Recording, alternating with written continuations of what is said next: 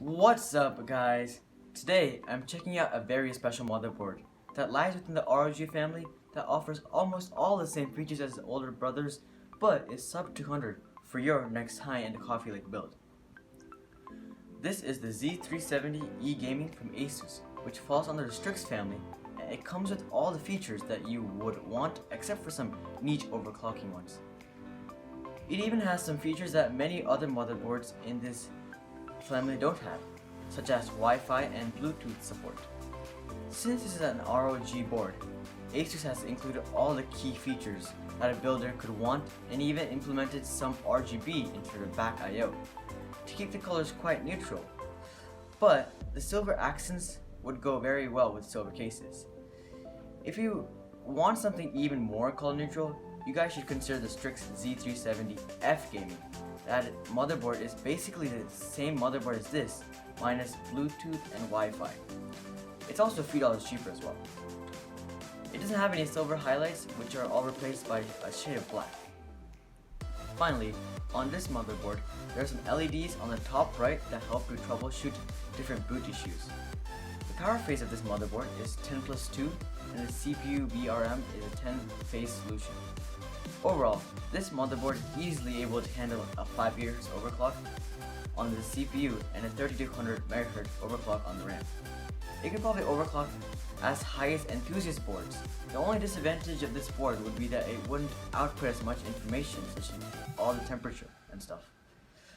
Additionally, this board has 6 SATA ports, 2 M.2 slots, 3 USB 2.0 headers, 2 USB 3.1 Gen 1 headers, and even a USB 3.1 Gen 2 header.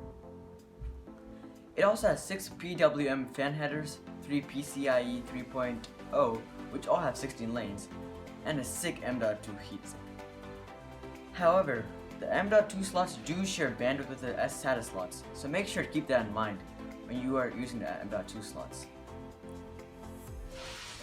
This motherboard can support SLI or 3-way crossfire, but if you guys are setting up such a setup, you guys should buy a higher motherboard.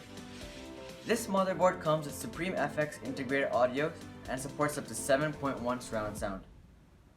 Out of the 6 fan headers, one of them is AIO dedicated, and another one is meant for an M.2 fan, but you guys can just use that for normal fans as well. All of the fan headers on this motherboard are strategically placed around the edges and next to the CPU cooler in order to avoid fan cables from being an eyesore. Asus has implemented temperature sensors in various places in this board to keep the user updated on current thermals of their motherboard.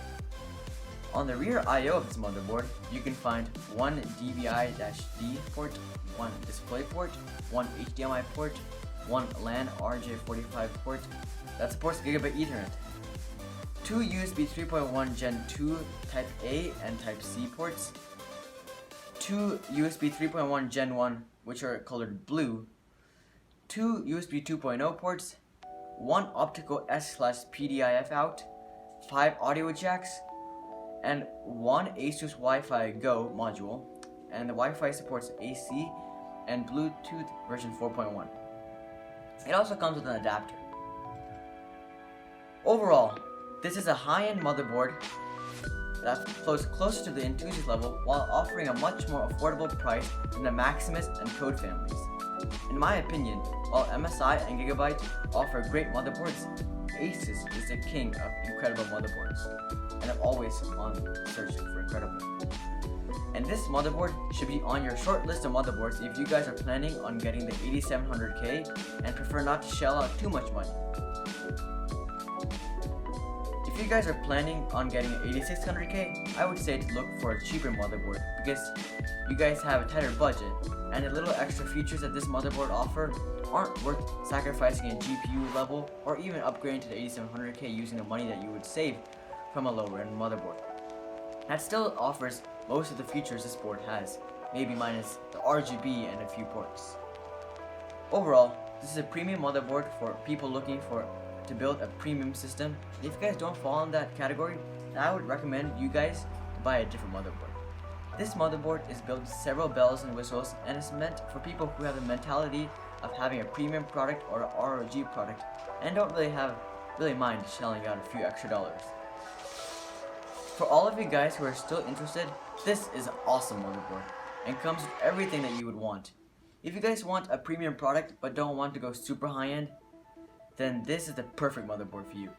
If you guys are considering buying this motherboard, I recommend you guys watch my unboxing of this motherboard if you guys are curious as what comes in the box. Well, that's all I have for you guys today. I hope you guys enjoyed that, and if you guys really liked it, I would really appreciate a like on this video.